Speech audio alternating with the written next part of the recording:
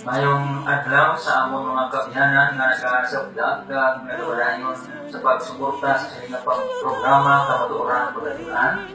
Kung sa ano man natak nga kapikon nga inyo manantaw inyong presentation o kung nga programa, pinasalamatan din namon ang inyong pag-upod pagsabdag sa sining programa kamatuoran pagatunan. Sa sining iyon, magatuon naman kita sa tulong sa Diyos kasi diin makahatag sa aton sa programa ibalo sa pagigugma sa aton nga Ginoong Jesucristo. Ang atong pagatunan sining hapon amo ang pagbalik sa aton Ginoong Jesucristo kag ang mga palatandaan sa sining hapon kon sining nga tion abi-abi ko bitang tanan nga nagapamati kag nagaupod sa amon sining programa bisan pa sa Facebook live. Nag-live kita dira sa adlaw sang Lunes kag sa adlaw sang Biyernes. Makita niyo dira ang matuoran pagatunan dira sa Facebook sa aton nga social media. Ang inyo alagad sining tion Brother Jezreel Pihong kag mangikaupod kita sa magulong kita sining tion sa pagtuon sa pulong sa aton nga Ginoong Jesucristo. Sa pag-umpisa sa aton programa, magpangamuyo kita, pinapangabayan tanan nga nagatambong kag nagalantaw sining hapon o kung sining ation sa pagpangamuyo. Ginoong Dios sining dakna nagaparapit ni dira sining presensya. Nagapasalamat nga ikaw Ginoo nagaatag sining tion sa pagtuon sa imong mga pulo. Kabay-bay natag sa amon ang kaalam ukod sa amon nga mga tumalanaw sa sining hapon. Kabay tagi sa mayong paglawas, mariyo sa katilagman kag mga disgrasya sa kabuhi. Kabay ka magpakamayo sa tagsa sa amon sa ngalan ni Ginoong Hesus. Amen.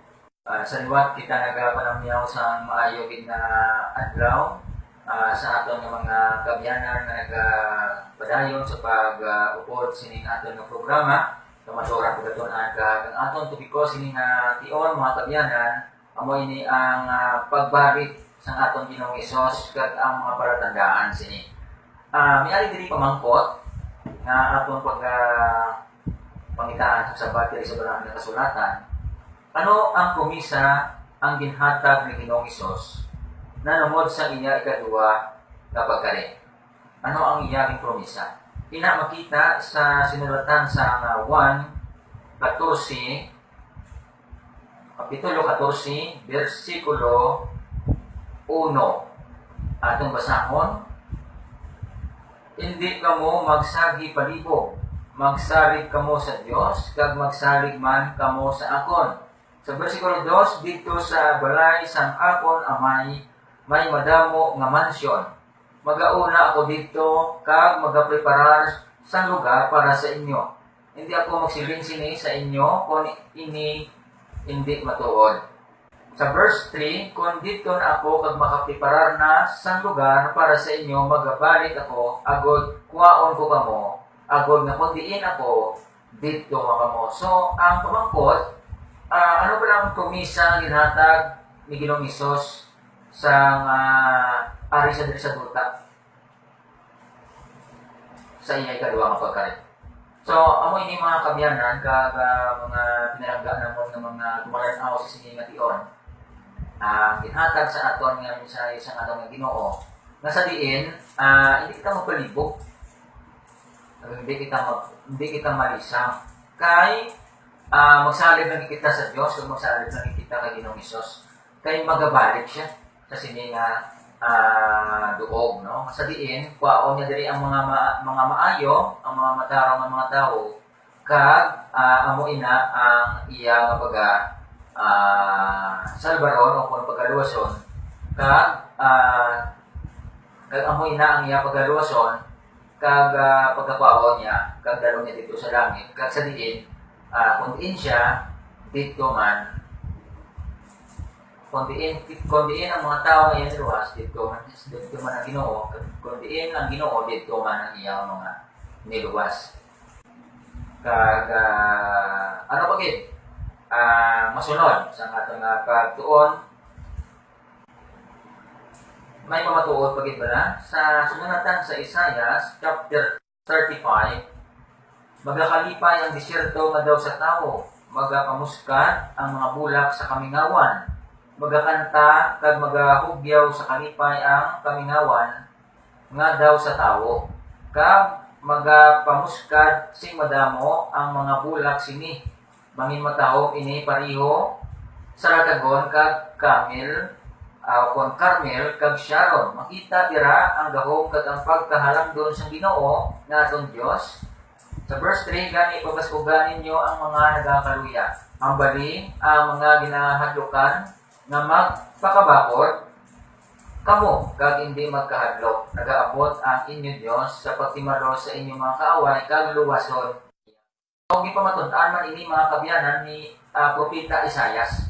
Padayon kita diri mga kabyanan sa pagtuon sa atong ginatun-an sini nga tion. Ano pagit ang mahambal diri kung ano pagit ang mga panaysayon diri ni Isaiah. So makita ina naton sa Isaiah chapter 35 verse 5, nya ang mga mata sa mga bulag pamuklaton kag ang mga idulungog sang mga bungol mabuksan. Nya ang piang managalumpat subong sang usa kag ang dila sang apa magaamba. Kag amoy ni mga kabyanan no, ang matabo kung sa diin ang Ginoo magabalik na sa sining duog diri sa kalibutan. Ano pagit ang mga pamatuod diri sa pagbalik sang aton nga Ginoong Hesus Kristo. Aton tanawon diri anong pamangkot, aring pamangkot sa sining nga tion, ano ang iya dagway sa iya ikaduha nga pagkari. So makita naton ina sa Mateo. Kung mayroon ka mo mga Biblia, mga kabyanan, mas mayo gid nga masundan nato. Nagunto nga kita nyo gid ang ebidensya bala.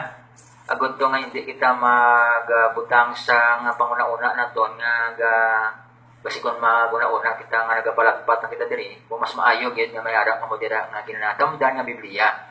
Ano ang iadagway sa iya ikaduha nga pagkari? Kay madamo nagahambal mga kabyanan nga ang pagkari sa Ginoo nga dito lang ya sa Japan, dito lang abi sa may Amerika.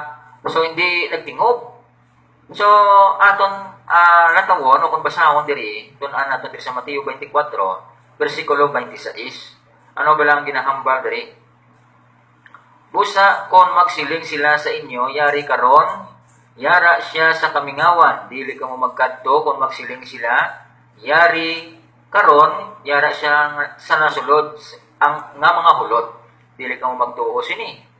Kay subong ang kilat nga nagaidlaw sa sidlangan kag makita tubtob sa katundan amo man ang pag-abot sang anak sang tawo.